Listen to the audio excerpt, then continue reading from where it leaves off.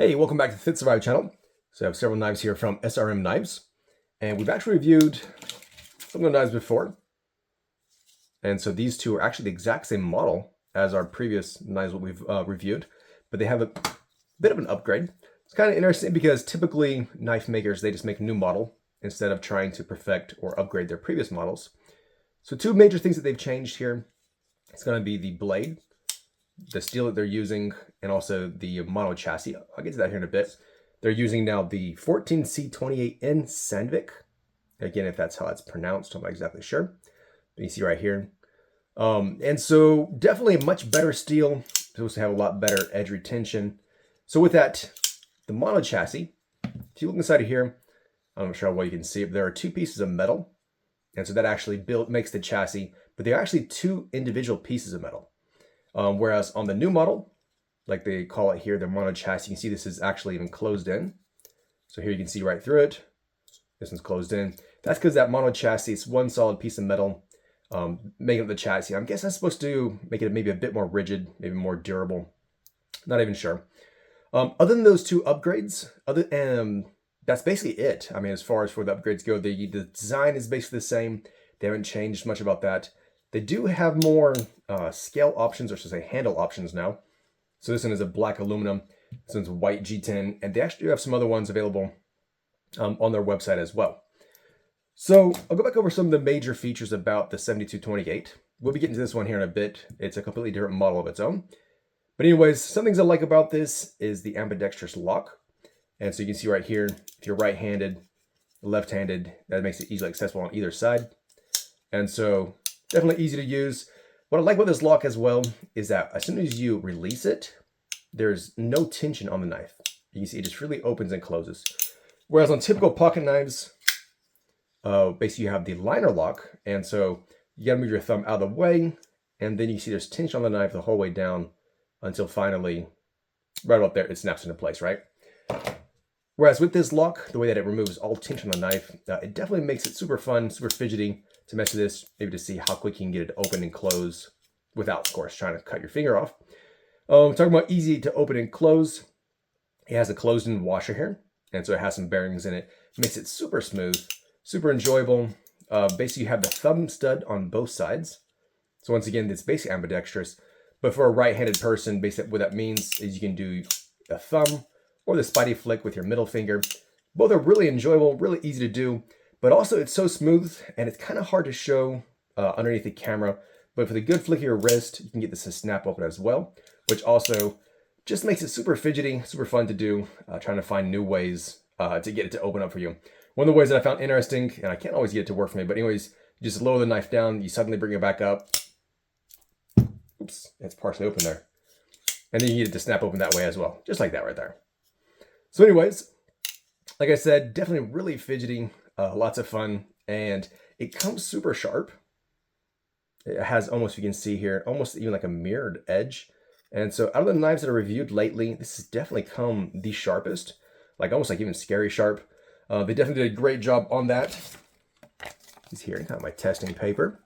So it just cuts right through this, I mean, like butter. All right, so it definitely comes in super sharp, and hopefully with that new steel, it should be, should have good retention, edge retention on it.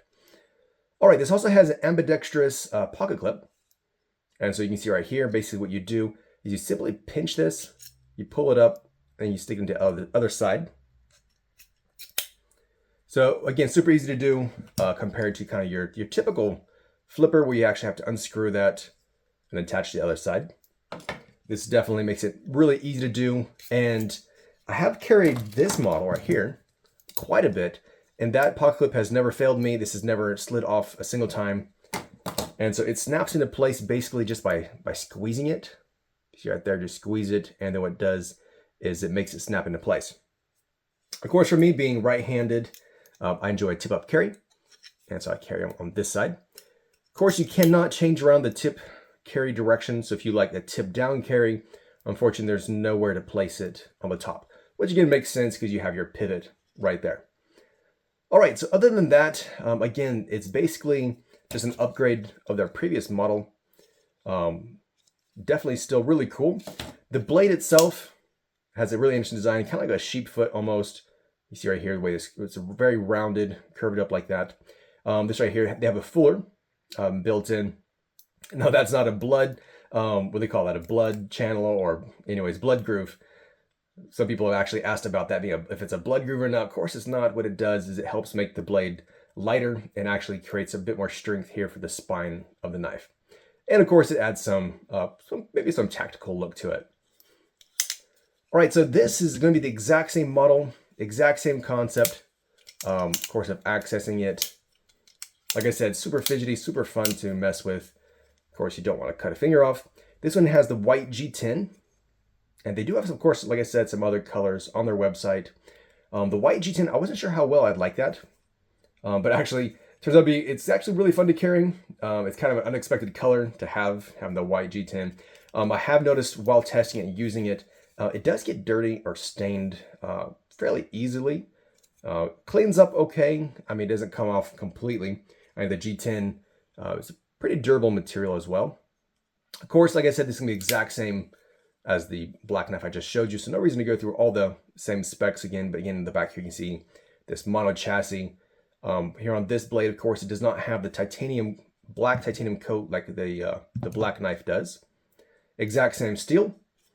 Exact same basically everything here. So again, definitely really enjoyable pocket knives. All right, then we'll move on to the next model. So it's going to be a bit smaller. If you compare these side by side, you can see it's just a tidbit shorter. It also has a different blade shape. Basically, blade form here doesn't have that sheep foot. Doesn't have the fuller here, but also it's a bit thinner of a blade. Definitely feels a lot more lightweight. But even though it still has a mono chassis, the mono chassis is only here for the top section of the knife. So the bottom half is going to be basically empty, and there's actually nothing there. I mean, there's no metal, of course, other than this section right here. All right, so other than that, it has a lot of the exact same features as on the 7228, where it has the thumb stud right here, easy access with the thumb flick, the spidey flick, all that kind of stuff. So like I said, it's definitely lots of fun to fidget with these. I kind of mess around with them. Has the exact same concept here with the pocket clip, where it's ambidextrous lock, and so on. So lots of the same stuff. The handle here is gray G10. The steel is different. That's worth noting. You can see here they've used the 10CR15 COMOV, which that's more of your typical steel that you find on some more budget pocket knives. All right, so that is basically it for these three. These two are definitely an upgrade over the previous models. Some of the stuff is really nice to see, especially the upgraded blades. I definitely like seeing the better steel on them. That's definitely really cool. The the mono chassis, I mean, I guess it's supposed to make it better. It's not something that, as a user, I really feel like an upgrade, other than just the assurance that, hey, it's one solid piece of metal in there holding my knife together. All right, so the pricing on these, this gray G10 costs $60. The white G10 is $65, and the black aluminum is $75. It is kind of hard finding basically where to buy these, but I'll include some links down below to this one, and the black G10 right now. I didn't even see where you could find it. On their website, they have some shops that are supposed to carry it. I didn't see any of them has it in stock, but I'll include a link basically to SRM's website, and you guys can check that out if you're interested in it. Anyways, let me know what you think about these. What do you think about the upgrade they've done? What do you think about the 7228 model altogether? If you like those features, if you like fidgety knives. And thanks for watching, and don't forget to subscribe.